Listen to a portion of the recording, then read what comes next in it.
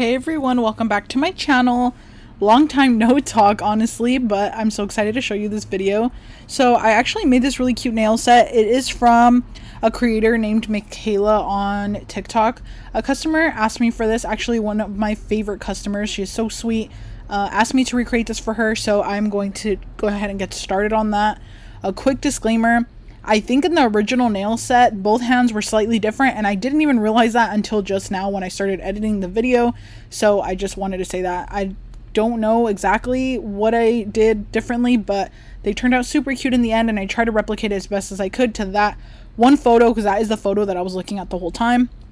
So I'm going to get started by adding my nude color, and I already did the ring finger. I'm doing, on the ring finger, I did a plain white background with some polka dots, like dots, but going from bigger to smaller.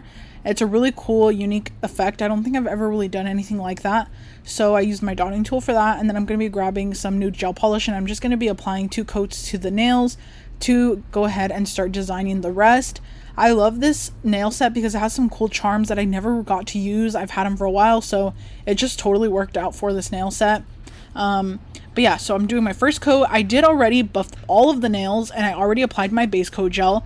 It's not mandatory, just in case you're new to my channel or in case you're new to making press-on nails. You don't have to apply a base coat gel. I just like to do it because I like when the nails come out super strong and sturdy. I do not want anyone to break a nail, so I always add a base coat and then go in with my actual gel colors. So I'm doing 2 coats of this nude color here, and then once I'm finished with this, I'm going to get started on everything else. And I did actually film this a while ago. I just have not had the chance to upload it. I'm going to go back to my usual schedule where I upload long form videos at least 3 times a week.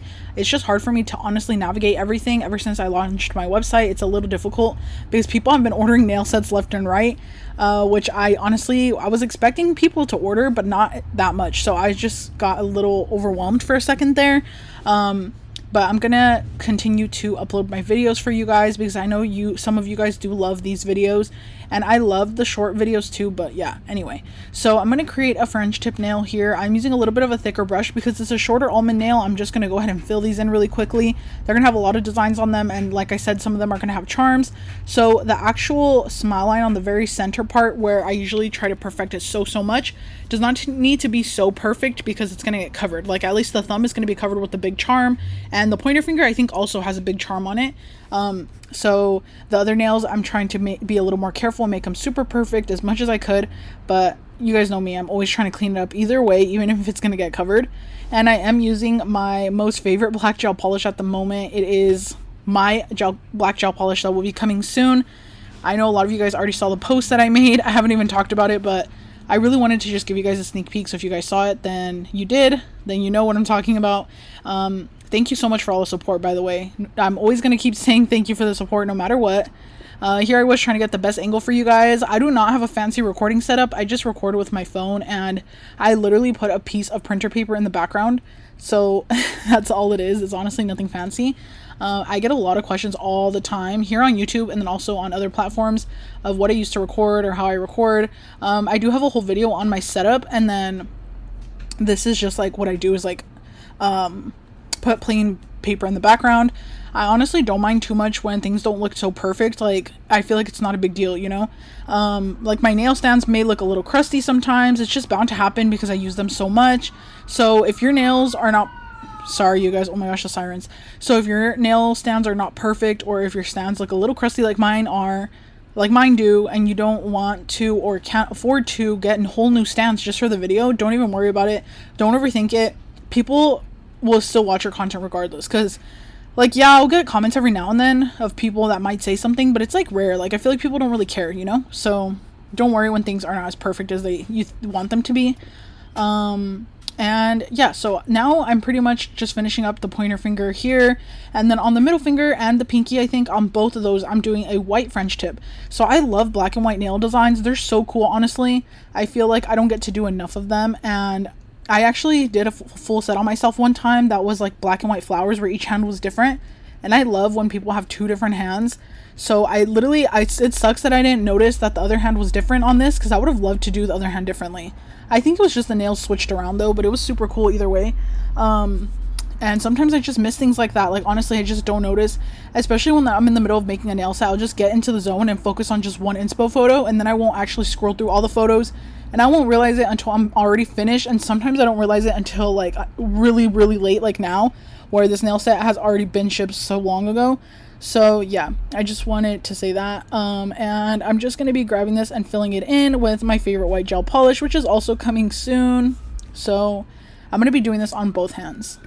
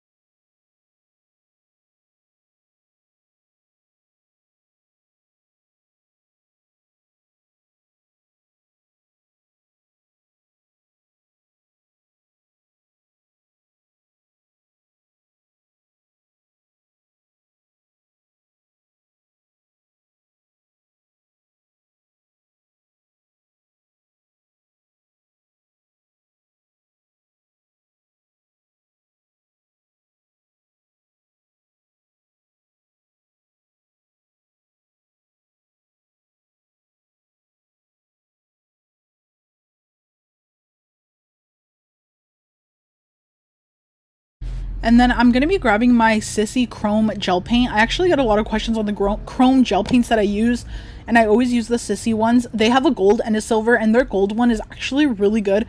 I used it for all of my Sanderson sister inspired nail designs. If you guys saw those on my YouTube shorts, I did use that chrome gold paint from that brand. And I did purchase it like so long ago, but I just never really gravitated towards it. I purchased it like probably years ago now.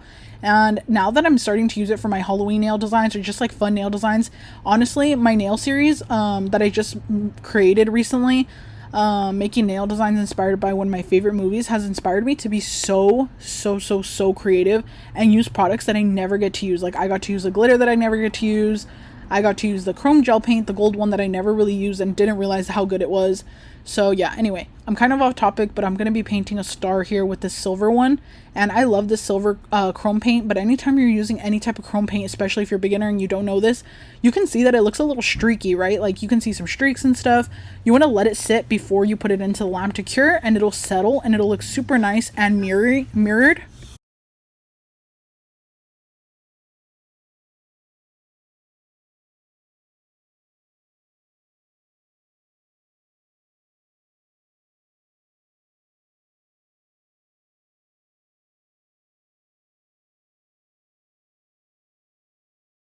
So now for the pinky, I'm going to be doing these really cool stripes. I've also never really done a design like this, like where you do the stripes down the pinky like this. I feel like this would be super cute for Halloween also. Like, imagine a full set of just these little stripes going down the French tip with some silver stars, or maybe even some purple or neon green stars if you're into like the neon green for Halloween. I feel like that would be so cute. I really want to make a nail set like that. But yeah, so I'm just gonna go in and fill those in. I'm doing, I think, 3 black stripes, and then after that is done, I'm gonna get started on some other designs. So the pointer finger does have some polka dots, and I love doing polka dots also. It's so cute and also so easy to do. So I'm gonna show you guys how to make your polka dots look even, kind of. I'm gonna try to explain it, but it's kind of hard to explain, honestly. So the way I like to do it is to go down in a straight line with a space in between. So I'm doing 3 for the center, right down the middle of the nail. So 1, 2, and 3, and then right in the side, like on the sides, you want to go to where the empty spaces are at, move a space to the left and put a dot, and then move a space to the right and put a dot. So it's almost like a diamond shape. I hope that makes sense. I don't know how to explain it that good, like I said, but that creates like the perfect, most cohesive polka dots. I'm doing it again here, 3, and then going out to the right and creating 2 and 2, and kind of like the opposite space of where you had originally put the first ones, and that's going to create a really nice pattern. And I love doing the polka dots. They're so fun, honestly. I love that polka dots are trendy now because I don't think I'll ever get tired of doing them. So for the thumb, I am going to be applying kind of a peculiar type of charm that I've never used before. It is a dangle charm, and it is the same charm that it was in the inspo photo as well. So it's like sticks up really high off the nail. So I had to use like a lot of glue just to make sure that it is super sealed on there and has no regular or no sticking up parts where anything can get caught or snagged there. because I know that that could be really annoying when you have charms on your nails, especially this one that has like a raised part in the center and it has like that dangle part. So I made sure to glue that down because in the original photo it was not dangling, I believe, because I saw the original video also. So now I'm gonna just be putting that on there, and I'm basically sticking it on as best I can, and I'm going to go back in with extra glue to seal around all the sides. This is the best way to secure a big charm like this.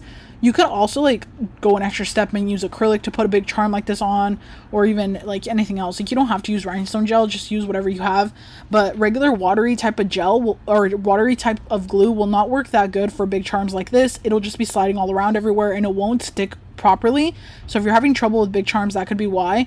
I definitely recommend the Macart rhinestone gel. Just put a really generous amount on and make sure you cure it like literally 3 times, because it's such a thick glob of gel. You don't want anything to be uncured, so always cure extra if you can.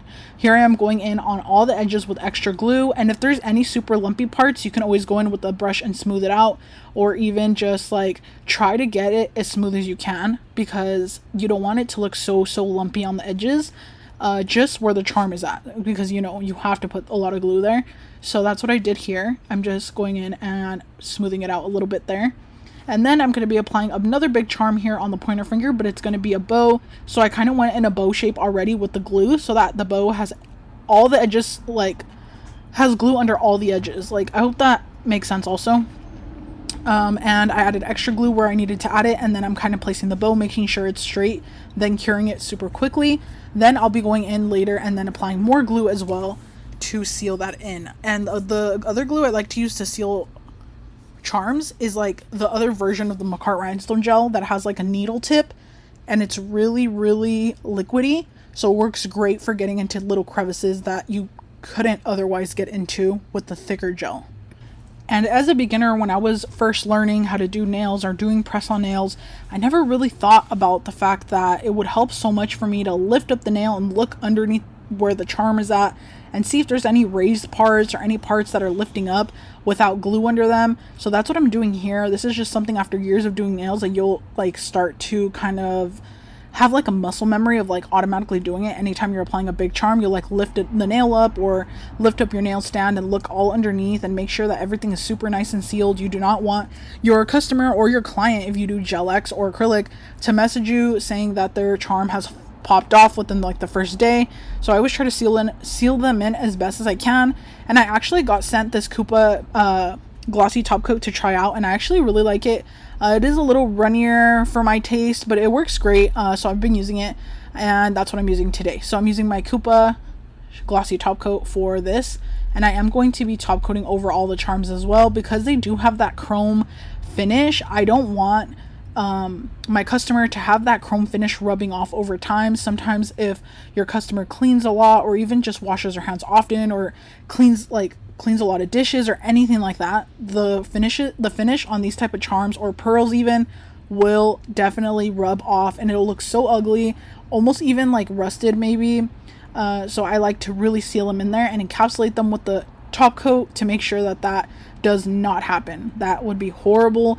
So I always top coat over the charms. I never mind top coating over them. I would rather them be top coated over and look extra glossy than them be like rusted or lose their color and look like a weird metal, you know? So yeah, I always do that. And I always make sure to clean up the edges as I go, because I do not want the nails to look lumpy on the edges. I have a lot of people messaging me that their nails look lumpy around the edges, and the best advice I can give you is to clean up the sides as you go along before you cure each layer. That way, at the end of your set, when it's all finished, it's all nice and seamless. So once everything was finished, this was her full order. I absolutely loved making all of these nail sets. They were so fun and they turned out so pretty. I hope she loves them. And yeah, you guys, that's pretty much it for this video, and I'll see you in the next one. Bye.